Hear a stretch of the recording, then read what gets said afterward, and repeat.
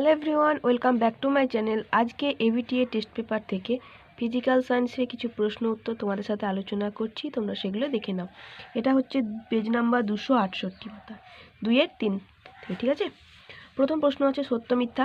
300 degree Celsius উষ্ণতা আর 200 kelvin উষ্ণতা 100 kelvin উষ্ণতা অপেক্ষা বেশি। তাহলে দেখো 300 ডিগ্রি সেলসিয়াসটাই কেলভিনে আমরা ট্রান্সফার করি, তাহলে 273 যোগ করলে কি হবে? 573 কেলভিন। তাহলে এবার তোমরাই বলো যে 573 কেলভিন বেশি না 100 কেলভিন বেশি? অবভিয়াসলি 573 কেলভিন বেশি, মানে 300 ডিগ্রি সেলসিয়াস উষ্ণতা বেশি, অতএব এই স্টেটমেন্টটা কি সত্য। নেক্সট হচ্ছে পিভি সমান W/RT সমীকরণটিতে এম এর একক কী?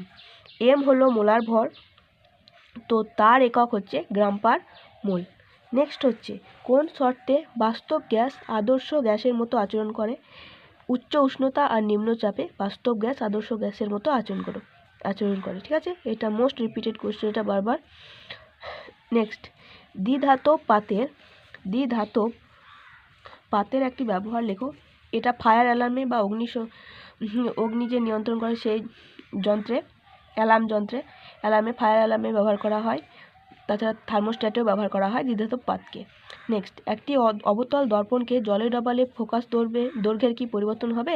তো এটা দেখো অবতল দর্পণ যেহেতু, তাই এখানে জলে ডোবালে ফোকাস দৈর্ঘ্যের কোনো পরিবর্তন হবে না। নেক্সট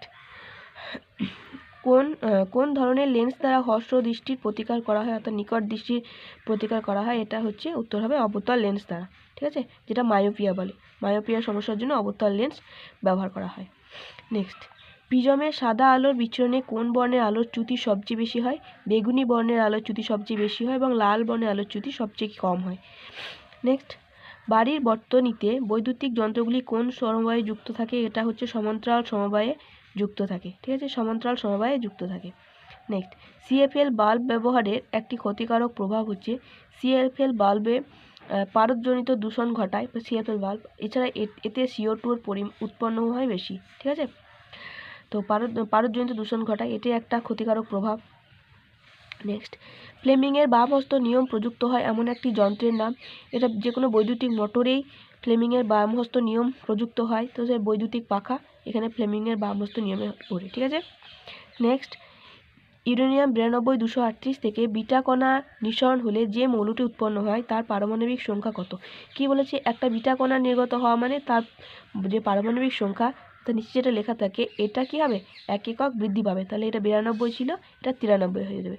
তো পারমাণবিক সংখ্যা কত হবে? যে মৌলটা উৎপন্ন হবে তার পারমাণবিক সংখ্যা হবে 93, আর ভর সংখ্যা যা ছিল সেটাই থাকবে, ঠিক আছে। নেক্সট একটা ম্যাচিং আছে, এটা ম্যাচিংটা দেখো। একটি সন্ধিগত মৌল তৃতীয় পর্যায়ে সর্বাধিক জারণ ক্ষমতা সম্পন্ন মৌল স্টিলে উপস্থিত ধাতু আর কার্বন বিজন পদ্ধতিতে নিষ্কাশন করা হয়। তো একটা সন্ধিগত মৌল সেটা হচ্ছে নিকেল। তৃতীয় পর্যায়ে সর্বাধিক জারণ ক্ষমতা সম্পন্ন মৌল হচ্ছে, এটা হচ্ছে ডান দিকে অবস্থিত যে শ্রেণীগুলো আছে তৃতীয় পর্যায়ে, সেখানে কে থাকে? এদের মধ্যে হচ্ছে ক্লোরিন, ঠিক আছে। ক্লোরিন হচ্ছে সর্বাধিক জারণ ক্ষমতা সম্পন্ন মৌল তৃতীয় পর্যায়ের ক্ষেত্রে। স্টিলে উপস্থিত অধাতু হচ্ছে কার্বন। আর কার্বন বিজন পদ্ধতিতে নিষ্কাশিত ধাতু, এটার উত্তর হয়ে যাবে জিঙ্ক, আয়রন, এগুলোকে কার্বন বিজন পদ্ধতিতে নিষ্কাশিত করা যায়। তো আজকে এই কয়েকটা প্রশ্ন উত্তর তোমাদের সাথে আলোচনা করলাম। দেখা হবে নেক্সট ক্লাসে। ততক্ষণের জন্য তোমরা ভালো থেকো, সুস্থ থেকো। Thanks for watching.